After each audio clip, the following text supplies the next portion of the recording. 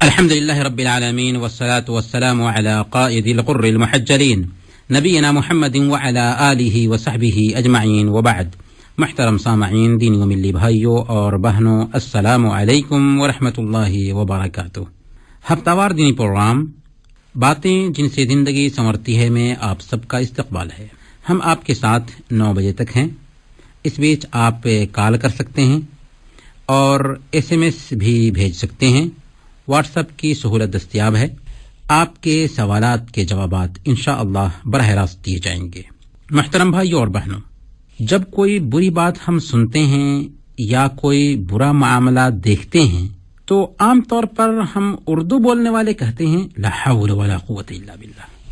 گویا کہ یہ کلمہ ہم بدنام جگہ پر یا کسی برے معاملہ کے لیے استعمال کرتے ہیں. کیا ایسا ہے یا نہیں؟ جی ہاں، بالکل ایسا ہی ہے. لیکن یہ بہت بڑی زیادتی ہے جو ہم اس کلمہ کے ساتھ کرتے ہیں. لا حول ولا قوت الا باللہ پر یہ زیادتی ہے. آج ہم آپ کے سامنے اس کلمہ کی عظمت بیان کریں گے، اس کے معنی اور مطالب پر غور کریں گے اور پھر یہ نتیجہ لے کر اٹھیں گے کہ اس کلمہ کا اصل مفہوم ہماری زندگی میں اتر آنا چاہیے. لا حول ولا قوت الا باللہ کا سیدھا سادہ مطلب کیا ہوتا ہے؟ اس کا سیدھا سادہ مطلب ہوتا ہے کہ نہ کوئی حرکت ہے اور نہ کوئی طاقت سوائے اللہ تعالیٰ کی مدد اور اس کی توفیق کے. یعنی اللہ کی توفیق کے بغیر نہ ہماری حالت بدل سکتی ہے اور نہ ہی کسی کام کے کرنے کی طاقت مل سکتی ہے. ابن عباس رضی اللہ تعالیٰ عنہ کہتے ہیں اطاعت کا کام کرنے کی طاقت اللہ کی توفیق سے ہی مل سکتی ہے اور گناہوں کو ترک کرنے کی طاقت بھی اللہ کی توفیق سے ہی مل سکتی ہے. گویا اس کلمہ میں بندہ یہ اعتراف کرتا ہے کہ کوئی بھی کام کرنے سے ہم عاجز ہیں، قاصر ہیں. اگر اللہ کی توفیق شامل نہ ہو تو ہماری طاقت، قوت اور چستی جس قدر اکٹھا ہو جائے وہ کسی کام کی نہیں اگر اللہ کی مدد شامل نہ ہو. اگر اللہ کی توفیق نہ ملی تو ہماری ساری پلاننگ دھری کی دھری رہ جائے گی. اب آئیے ہم جانتے ہیں کہ ہمارے آقا محمد رسول اللہ صلی اللہ علیہ وسلم نے لا حول ولا قوت الا باللہ کی کیا فضیلت بیان کی ہے، کیا عظمت بیان کی ہے، کیا اہمیت بیان کی ہے. سب سے پہلے لا حول ولا قوت الا باللہ جنت کے خزانوں میں سے ایک خزانہ ہے. بخاری اور مسلم کی روایت ہے، اللہ کے رسول نے ابو موسیٰ اشعری رضی اللہ تعالیٰ عنہ سے فرمایا تھا، الا ادلک علی کلمۃ ہی کنز من کنوز الجنہ لا حول ولا قوت الا باللہ. کیا میں تمہیں وہ کلمہ نہ بتاؤں جو جنت کے خزانوں میں سے ایک خزانہ ہے؟ یہ خزانہ لا حول ولا قوت الا باللہ ہے. یہی بات اللہ کے رسول نے حازم بن حرملہ رضی اللہ تعالی عنہ سے کہی تھی اور ان سے یہ بھی کہا تھا کہ کثرت سے اس کا ذکر کیا کرو. ابو ذر رضی اللہ تعالی عنہ کو بھی آپ نے یہ دعا سکھاتے ہوئے کہا تھا کہ یہ جنت کے خزانوں میں سے ایک خزانہ ہے. امام نووی رحمۃ اللہ علیہ نے فرمایا کہ جنت کا خزانہ ہونے کا مطلب یہ ہے کہ اس کا ثواب جنت میں ذخیرہ بنا کر رکھا گیا ہے، عمدہ ثواب ہے، بہتر ثواب ہے.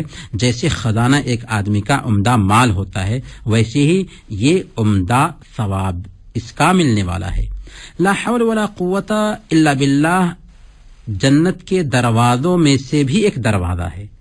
سنن ترمذی کی روایت ہے، قیس بن سعد بن عبادہ رضی اللہ تعالیٰ عنہ کہتے ہیں کہ میرے والد سعد بن عبادہ نے مجھ کو اللہ کے رسول صلی اللہ علیہ وسلم کی خدمت کے لیے رکھ چھوڑا تھا.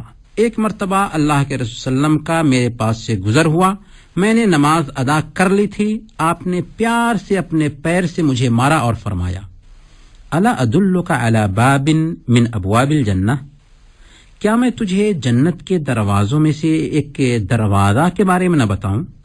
میں نے کہا ضرور بتائیے یا رسول اللہ. آپ نے فرمایا یہ ہے لا حول ولا قوت الا باللہ. گویا کہ لا حول ولا قوت الا باللہ جنت کے خزانوں میں سے ایک خزانہ ہے، اسی طرح سے جنت کے دروازوں میں سے ایک دروازہ بھی ہے. اسی طرح لا حول ولا قوت الا باللہ ہر خیر، ہر بھلائی کا سر چشمہ اور مرکز ہے.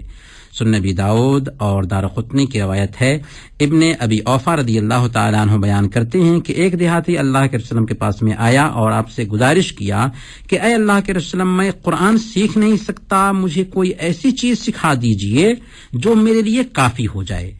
آپ نے فرمایا، کہو سبحان اللہ والحمد للہ ولا الہ الا اللہ واللہ اکبر ولا حول ولا قوت الا باللہ۔ یہ سن کر دیہاتی نے اپنی دونوں مٹھی باندھ لی، یعنی عزم کا اظہار کیا کہ ہم اس پر عمل کریں گے۔ اس نے پھر اللہ کے نبی صلی اللہ علیہ وسلم سے یہ کہا کہ یا رسول اللہ، یہ تو اللہ کے لیے، میرے لیے کیا ہے؟ تو آپ نے فرمایا کہ تم یہ کہو، اللہم اغفر لی وارحمنی وعافنی وارزقنی واہدنی۔ اس دیہاتی نے اس دعا کو یاد کر لیا اور اپنی دونوں ہتھیلیاں باندھ لیں۔ اس میں بھی اس نے اپنے ارادہ کا اظہار کیا کہ ہم اس پر عمل کریں گے۔ آپ نے فرمایا، اما ھذا فقد ملأ یدیہ بالخیر، اس نے اپنے دونوں ہاتھ بھلائی سے بھر لیا۔ پتہ یہ چلا کہ لا حول ولا قوت الا باللہ زبان پر تو یہ کلمہ بہت ہلکا ہے، لیکن ہر خیر اور بھلائی کا سرچشمہ ہے۔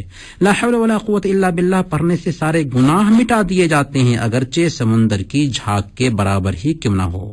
سنن ترمذی کی روایت ہے، عبداللہ بن عمر رضی اللہ تعالیٰ عنہ کا بیان ہے کہ اللہ کے رسول صلی اللہ علیہ وسلم نے فرمایا، زمین پر پائے جانے والے لوگوں میں سے جو بھی یہ کہتا ہے لا الہ الا اللہ واللہ اکبر ولا حول ولا قوت الا باللہ، اس کے گناہ مٹا دیے جاتے ہیں، اگرچہ سمندر کی جھاگ کے برابر کیوں نہ ہو۔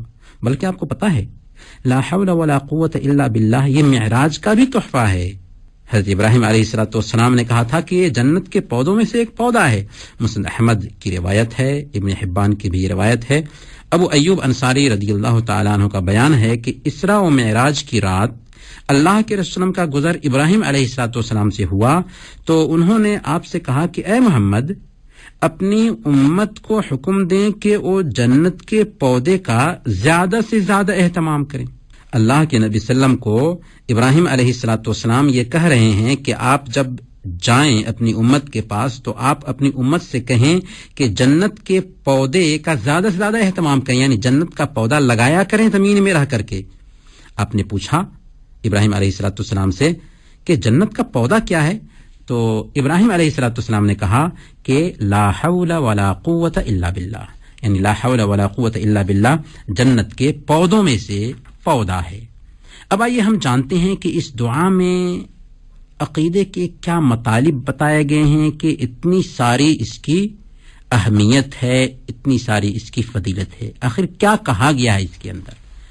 اس حوالے سے اس حدیث پر غور کیجئے جس میں اللہ کے نبی صلی اللہ علیہ وسلم سیدنا ابی ہریرہ رضی اللہ تعالیٰ عنہ سے کہتے ہیں کہ اے ابو ہریرہ، کیا میں تجھے وہ کلمہ نہ بتاؤں جو عرش کے نیچے جنت کے خزانوں میں سے ایک خزانہ ہے؟ تم کہو لا حول ولا قوت الا باللہ۔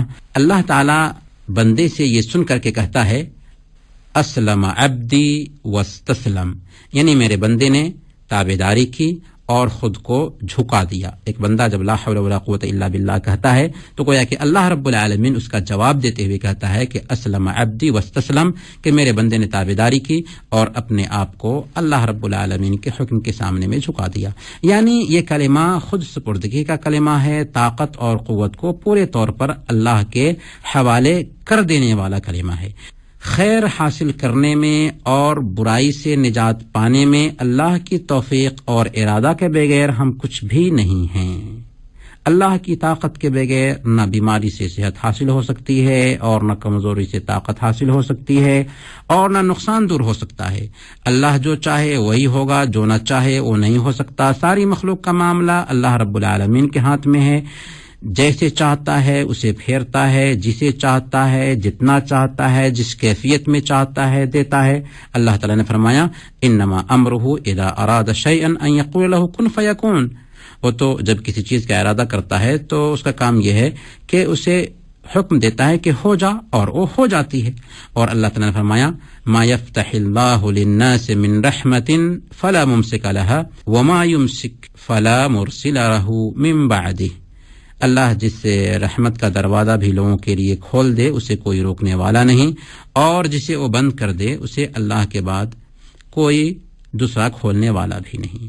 ظاہر ہے کہ جس ذات کی یہ شان ہو اس کی عظمت کے سامنے انسان کو سر ٹیک دینا چاہیے اور اپنے سارے معاملات کو اسی کے حوالے کرنا چاہیے۔ چنانچہ لا حول ولا قوت الا باللہ میں توحید کے جو دلائل پائے جاتے ہیں، مطالب پائے جاتے ہیں، انہیں مختصر طور پر ہم یوں بیان کر سکتے ہیں کہ پہلے نمبر پر اس میں استعانت کو اللہ رب العالمین کے لیے خاص کیا گیا ہے۔ اسی لیے جب مؤذن اذان میں حی علی الصلاح، حی علی الفلاح کہتا ہے تو ہمیں حکم ہے کہ ہم کہیں لا حول ولا قوت الا باللہ، کہ اللہ رب العالمین کی طاقت اور قوت کے بغیر ہمارے پاس میں کوئی طاقت اور قوت نہیں۔ اسی طرح جب بندہ گھر سے نکل رہا ہوتا ہے تو اسے حکم ہے کہ وہ کہے بسم اللہ توکلت علی اللہ ولا حول ولا قوت الا باللہ۔ سنن ترمذی کی روایت میں اس کی وضاحت کی گئی ہے۔ انس بن مالک رضی اللہ تعالیٰ عنہ بیان فرماتے ہیں کہ اللہ کے رسول نے بیان فرمایا کہ جو آدمی گھر سے نکلتے وقت یہ دعا پڑھتا ہے اس سے کہا جاتا ہے کہ کفیت ووقیت وتنحى عنك الشیطان، کہ یہ دعا تمہارے لیے کافی ہو گئی، تم بچا لیے گئے اور شیطان تم سے دور ہو گیا۔ سنن ابی داؤد کی روایت میں یہ بھی اضافہ ہے کہ یہ سن کر کے شیطان ایک دوسرے سے کہتا ہے کیف لک برجل قد ہدی وکفی ووقی، اس آدمی کا تم کیا کر سکتے ہو جسے ہدایت دے دی گئی ہو، اللہ اس کے لیے کافی ہو گیا ہو اور وہ بچا لیا گیا ہو۔ لہذا ہمیں بھی چاہیے کہ جب ہم گھر سے نکلیں تو یہ دعا پڑھ لیں، بسم اللہ توکلت علی اللہ ولا حول ولا قوت الا باللہ۔